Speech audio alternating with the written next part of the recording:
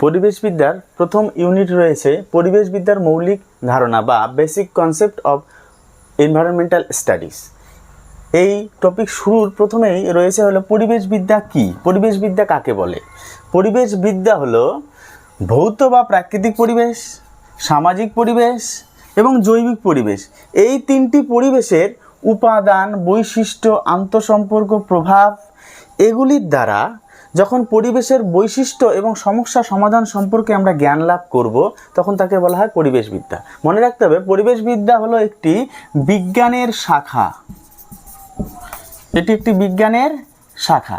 অর্থাৎ যদি পরিবেশবিদ্যার আমরা সংজ্ঞা বলি, তাহলে এভাবে বলতে পারি যে বিজ্ঞানের যে শাখায় ভৌত বা প্রাকৃতিক পরিবেশ, যেখানে রয়েছে মাটি, জল, বায়ু, খনিজ পদার্থ, সামাজিক পরিবেশ, মানব সমাজ, সংস্কৃতি, জীবনযাত্রা, অন্যদিকে জৈবিক পরিবেশ, যেখানে রয়েছে উদ্ভিদ, প্রাণী, মাইক্রো অর্গানিজম, এগুলির উপাদান, বৈশিষ্ট্য, আন্তঃসম্পর্ক, প্রভাবের পরিবেশের যখন বৈশিষ্ট্য এবং সমস্যা সমাধান সম্পর্কে আমরা জ্ঞান লাভ করব, তখনই তাকে বলা হবে পরিবেশবিদ্যা।